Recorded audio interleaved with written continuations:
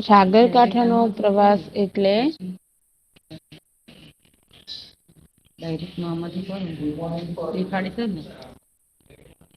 સાગરકાંઠાનો પ્રવાસ એટલે કે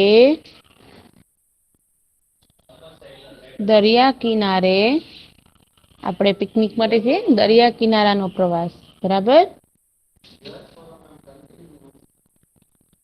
દરિયા કિનારાનો પ્રવાસ જોઈએ ને આપણે.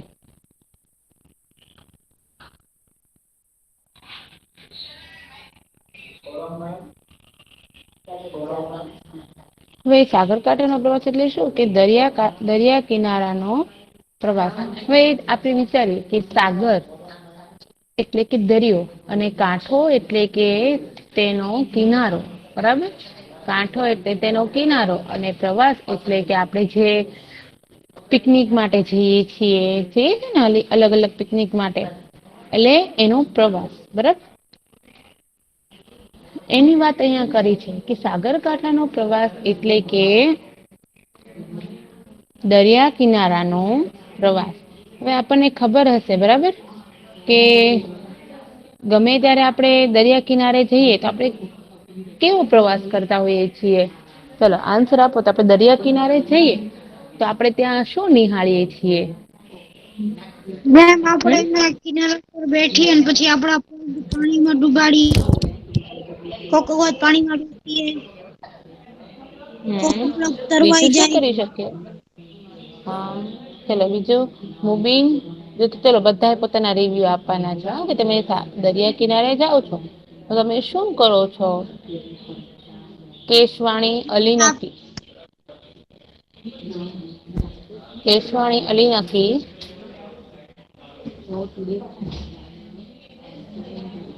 કેશવાણી અલી નકી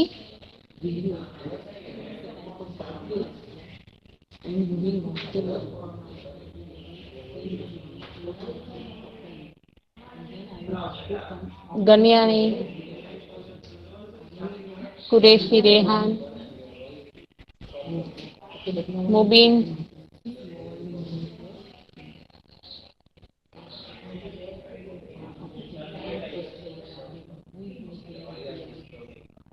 ડીસી રમતા હોય પછી પછી આપડે ત્યાં રમીએ છીએ અલગ પાણીમાં અલગ પથ્થર વસ્તુ ફેંકીએ બરાબર.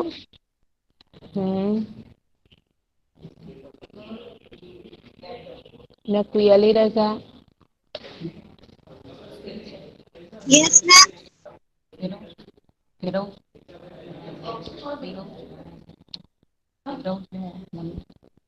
Yes ma'am. હા તો આપડે રમતા તો ઘણી બધી હોય બરાબર અલગ અલગ ઘણું બધું પણ આપણે એની આજુબાજુની વસ્તુનું ઓબ્ઝર્વેશન કરીએ છીએ. કરીએ છીએ કે નઈ ચલો સપોઝ કે તમને કોઈ એક ટુર નું પ્લાનિંગ કરવા આપ્યું છે તમે કઈ રીતે કરો. તમે એક ઓર્ગેનાઇઝર છો બરાબર અને તમારે એક ટુર નું પ્લાનિંગ કરવું છે તમે કઈ રીતે કરો. આપણે પ્રવાસ માં જઈએ તો એ પેલા પ્રવાસ માં જઈએ એ પેલા કઈક પ્લાનિંગ તો કરીએ છીએ ને.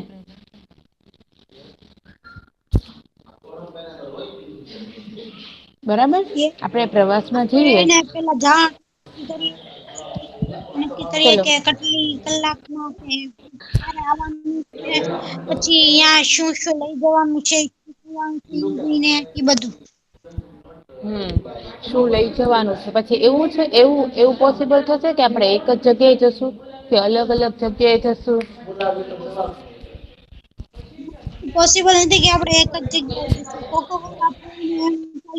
પેલા અહિયાં આટલા વાગ્યા એટલા વાગ્યા સુધી રશું પછી આટલા વાગે અહિયાં માટે નીકળી જ ત્યાંથી બરાબર હા તો આપણેે અલગ અલગ જગ્યાએ છીએ અલગ અલગ ગોઠવણી કરીએ બરાબર અલગ અલગ જગ્યા જઈએ અલગ અલગ વસ્તુ છે ને આપણે ગોઠવીએ એની જગ્યા ગોઠવીએ બરાબર ને ક્યાં શું રોકાશું ક્યાં રાત્રિ રોકાણ છે એવી રીતના પ્રવાસ નું શેડ્યુલ નક્કી કરતા હોય છે નોર્મલી આપણે પ્રવાસ જયારે ગોઠવીએ છીએ પ્રવાસ ગોઠવી ત્યારે શું કરીએ છીએ તો કે એકી સાથે બે ત્રણ જે છે ઈ સ્થળ આપણેે પસંદ કરતા હોઈએ છીએ કરીએ છીએ ને એકી સાથે બે ત્રણ સ્થળ આપણે પસંદ કરીએ છીએ બરાબર તો ચલો તો તમે ફોર એક્ઝામ્પલ અત્યારે ગમે તે સ્થળ આપો તો આપણે કયું સ્થળ પસંદ કરવું છે આપો તો ઘોઘા. કયું ઘોઘા બરાબર પછી નેક્સ્ટ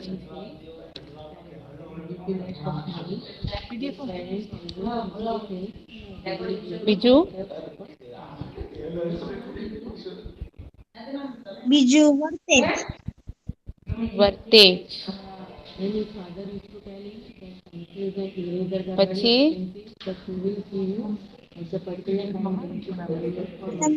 હું તો બે તો કહી દીધું.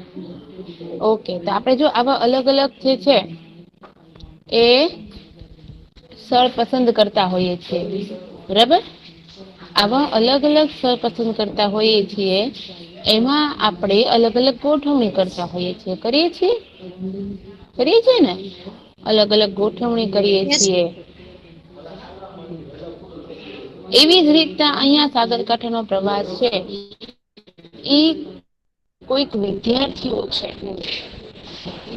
અને એના માટેના શિક્ષક છે એ એને ભણાવતા હોય છે અને એને ભણાવવાની સાથે સાથે આપણને સાગરકાંઠા એટલે કે સાગરકાંઠાનો પ્રવાસ એટલે પછી એમાં ઓનલી ફોર તમારે દરિયા કિનારાના જ તમારે સ્થળ પસંદ કરવાના હોય છે તમે પછી એની આજુબાજુના સ્થળ પસંદ કરો એમ દરિયા કિનારાના જ સ્થળ પસંદ કરવાનું કે દરિયાની કાંઠે જેટલા સ્થળ આવતા હોય એ બધા સ્થળ આપણે પ્રવાસમાં આવરી લેવાના હોય છે બરાબર ને તો જે સાગરકાંઠાનો પ્રવાસ એવું જ કઈક કે છે કે સાગરકાંઠાના કિનારે તમે વિચાર કરો કે ગુજરાતમાં દરિયા કિનારે કયા કયા સ્થળ આવેલા હોય છે ચલો તમે નામ આપો તમને કયા સ્થળ ખબર છે અર્શ અસદ રજા કન્યાણી અલી નકી કેશવાણી ચાલો બધા આન્સર આપવાના છે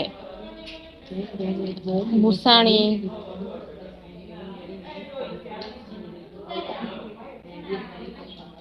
ચલો તમે વિચારો તો કે સાગરકાંઠાને કિનારે કયા એવા સ્થળ છે કે આપણે પ્રવાસ કરી શકીએ ગુજરાતમાં ગમે તે એકાદાનું નામ તો તમને આવડતું જ હશે ચાલો વિચારો ગમે તે તમે નામ દો પછી હું કઉ છું ચાલો એ સાચું છે કે નહી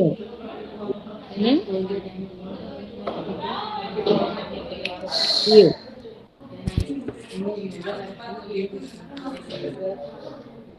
દીવ દીવ રાઈટ પછી ચલો જે આવડે એવું જરૂરી નથી કે તમે સોમનાથ સોમનાથ રાઈટ સોમનાથ દરિયા કિનારે આવેલો છે પછી સોમનાથ પછી સોમનાથ દીવ વેરાવળ પછી વેરાવળ વેરાવળ રાઈટ વેરાવળ પછી હજી તો ઘણા હા. બધા એવા પ્લેસ છે કયું કયું બેટા કોણ બોલ્યું કે ઘોઘા. ઘોઘા હા તમે લોકો જાઓ છો ને વારંવાર ઘોઘા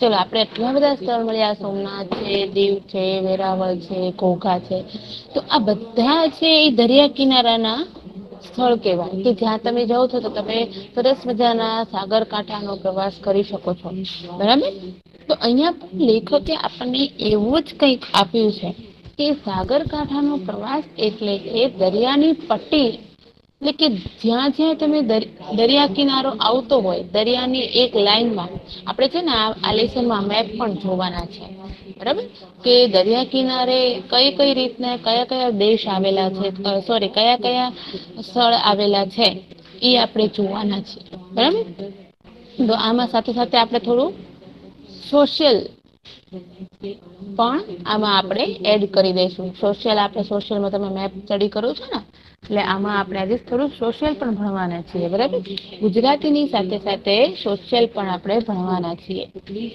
તો તમને મેપ તો ઓલરેડી આવડે જ છે બધાને આવડે છે ને એટલે આપણે જોશું કે તમે લોકો ક્યાં પોઈન્ટ આઉટ કરો છો બરાબર ચલો જે સાગરકાંઠાનો પ્રવાસ છે એના લેખક છે રઘુવીર ચૌધરી બરાબર તેના લેખક છે આપેલા છે રઘુવીર ચૌધરી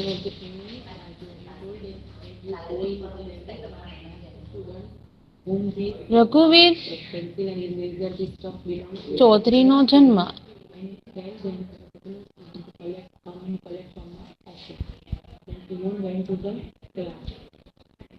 રઘુવીર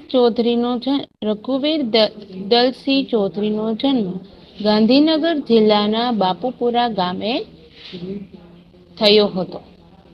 કોલેજ કક્ષાએ વર્ષો સુધી અધ્યાપક કાર્ય કર્યું છે. તેઓ આપણા જાણીતા નવલકથાકાર અને નાટ્યકાર છે. કવિતા, ટૂંકી વાર્તા, વિવેચન તેમણે પ્રદાન કર્યું છે. ઉપરવાસ કથાત્રય તેમની મૂળ સંસ્કૃતિ થયેલી નવલકથા છે.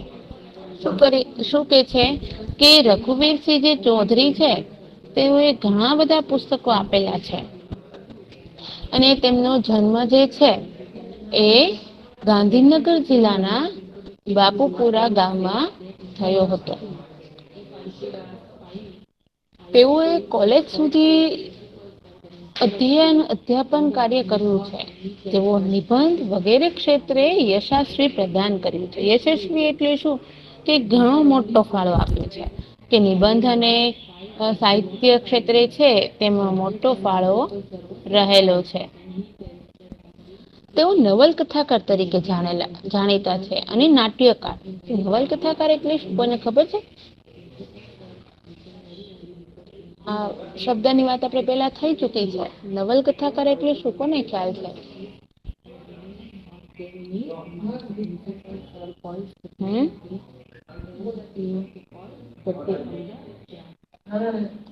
નવલકથાકાર એટલે શું કોને ખ્યાલ છે? ખ્યાલ છે? આપણે આ વાત પેલા થઈ ચુકી છે.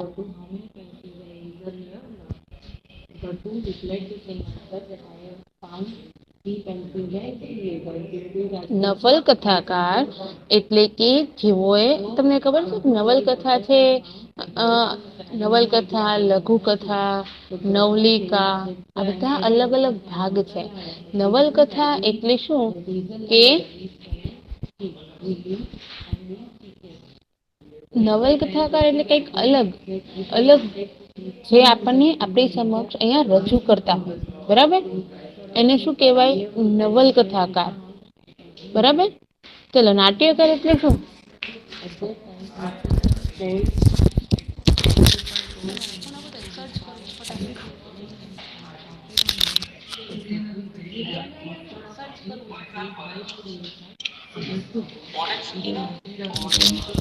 નવલકથાકાર એટલે શું? નાટ્યકાર એટલે શું? કોને ખબર છે?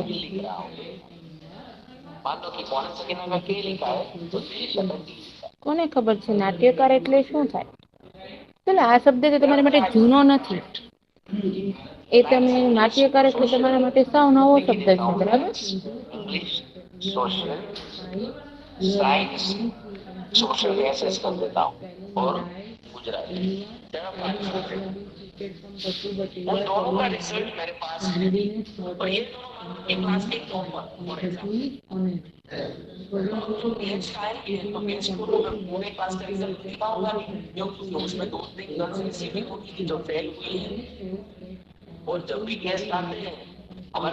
ચલો નાટ્યકાર એટલે શું તમને બધાને ખબર છે. નાટ્ય અને કાર એ બે શબ્દ અલગ પાડી દો તો શું થશે?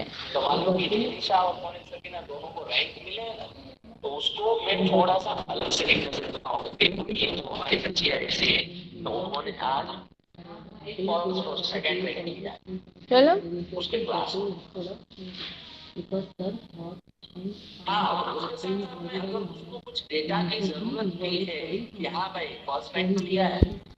नाट्य नाट्य એટલે શું?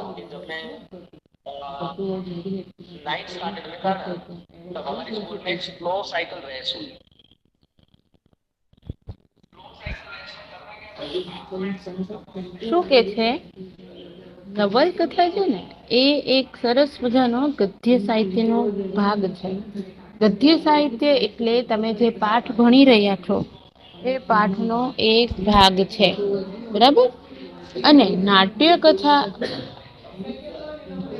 નાટ્યકાર એટલે શું કે કોઈ વ્યક્તિ નાટક રચે છે અને પછી એને પ્રેઝન્ટ કરે છે. તમને ખબર હોય કે તમારે સંસ્કૃતમાં આવે છે ને, આપણે લેસન વાર્તાલાપ ભણી ગયા 7th સ્ટેન્ડર્ડમાં, તો કોઈ બે વ્યક્તિ હોય અથવા તો ઘણા બધા પાત્રો હોય અને એના થ્રુ આપણે ભણતા હોઈએ છીએ, બરાબર? તો એને નાટ્યકાર કહેવાય છે. કવિતા, ટૂંકી વાર્તા, વિવેચન, નિબંધ વગેરે ક્ષેત્રે તેમને યશસ્વી પ્રદાન કર્યું છે. ઉપરવાસ કથાયત્રી તેમની પુરસ્કૃત થયેલી નવલકથા છે. ઝુલતા મિનારા, આ તો નામ સાંભળ્યું છે, ક્યાં આવેલા છે? ઝુલતા મિનારા ક્યાં આવેલા છે?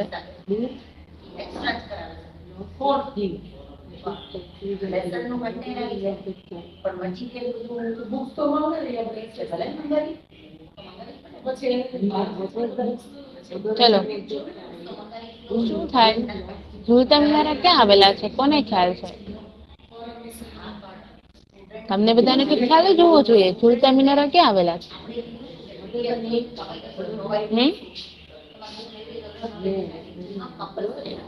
ઝુલતા મિનારા ક્યાં આવેલા છે?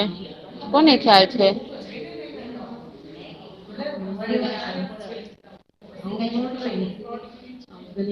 કોને ખ્યાલ છે ઝુલતા મિનારા ક્યાં આવેલા છે?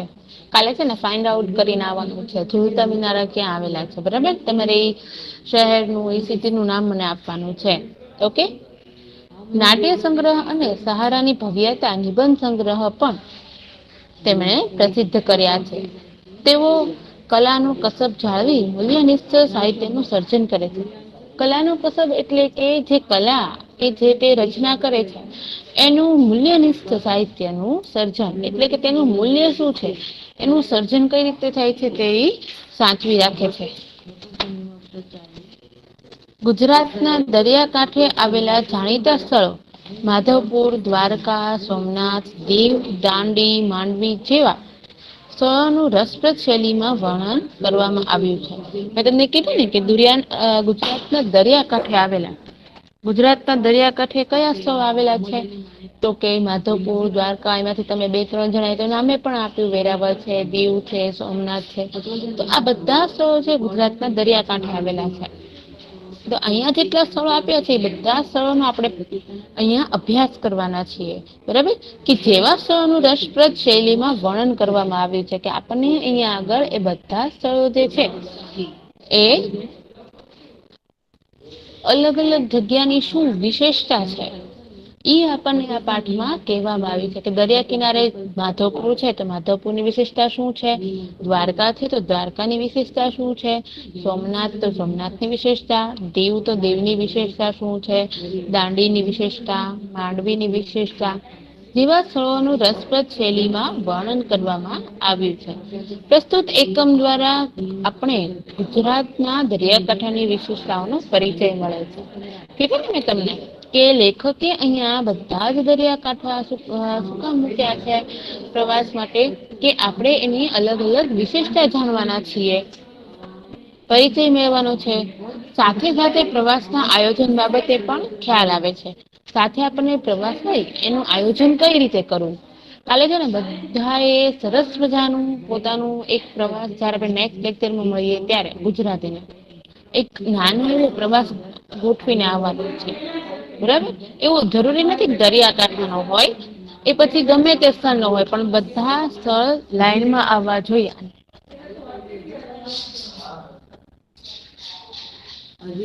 કે એવી રીતના સિક્વન્સમાં ગોઠવવાના છે બધા સ્થળો કે સ્થળ બધા લાઈનમાં હોય, 1 by 1.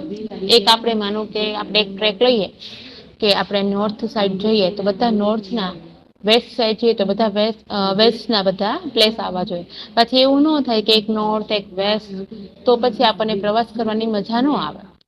બધા એવા રીતના તમારે આયોજન કરવાનું છે. વધારે નહીં, બસ 3 થી 4 અથવા તો વધીને 5 સ્થળ એવા પસંદ કરવાના છે ને એવી રીતના પ્રવાસ ગોઠવીને આવવાનો છે કે તમે સારી રીતે એન્જોય કરી શકો. અને એવા સ્થળ પસંદ કરવાના છે કે એની કંઈક વિશેષતા હોય.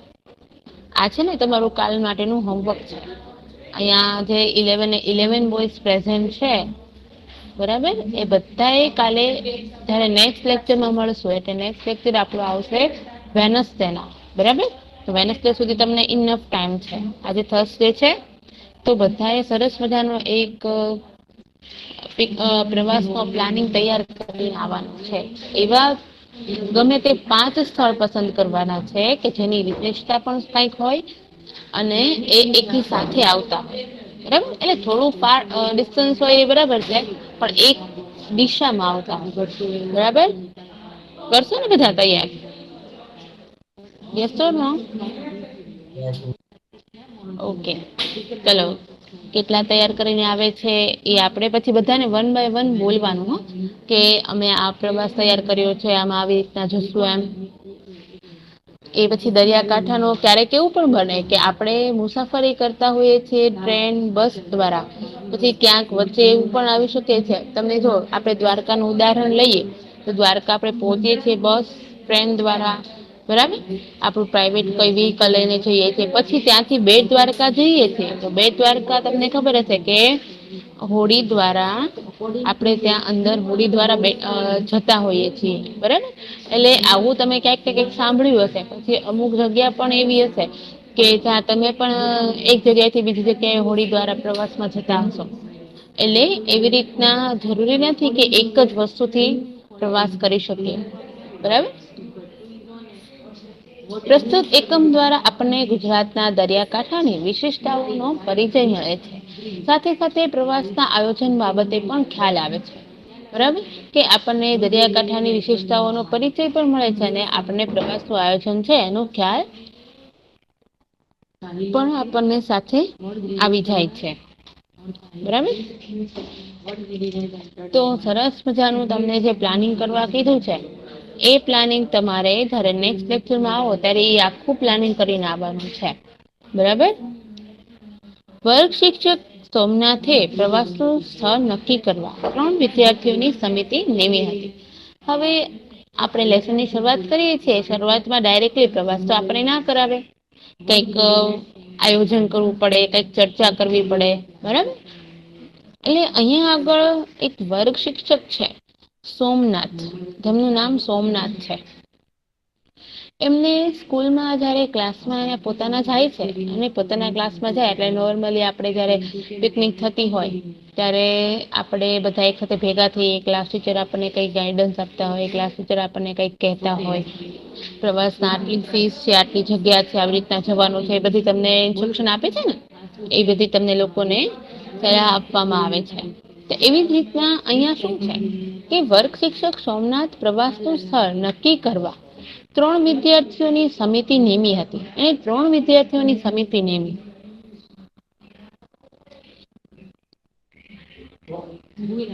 એ 3 વિદ્યાર્થીઓ કોણ હતા?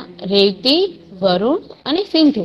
આ 3 વિદ્યાર્થીઓ હતા. રેવતી હતી, વરુણ હતો અને સિંધુ.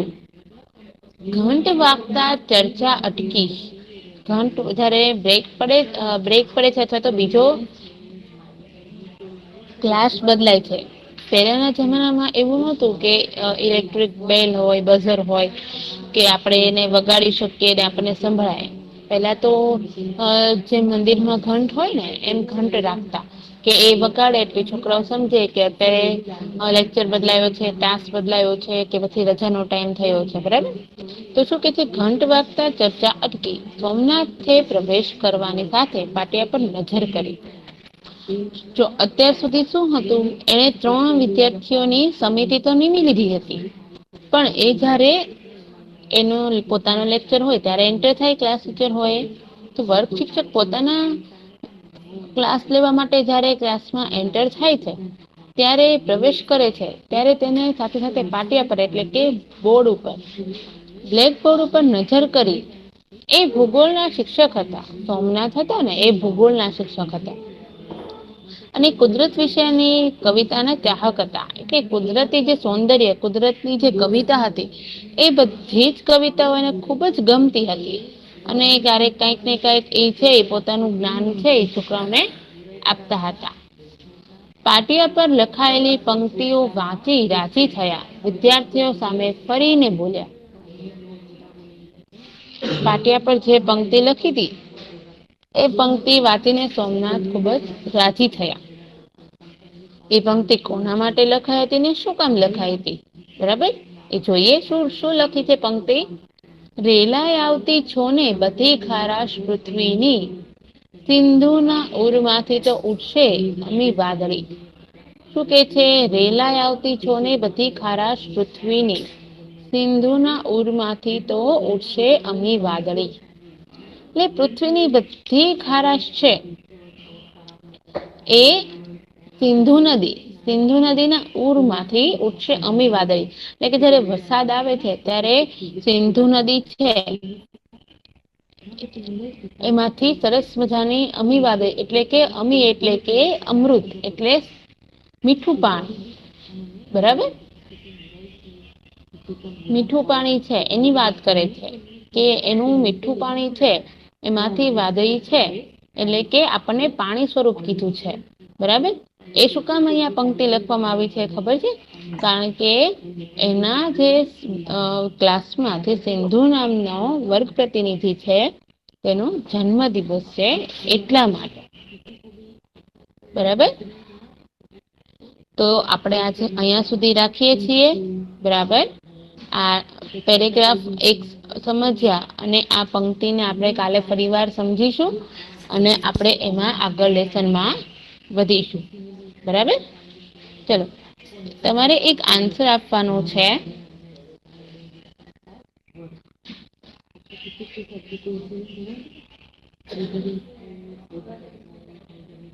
બોલો.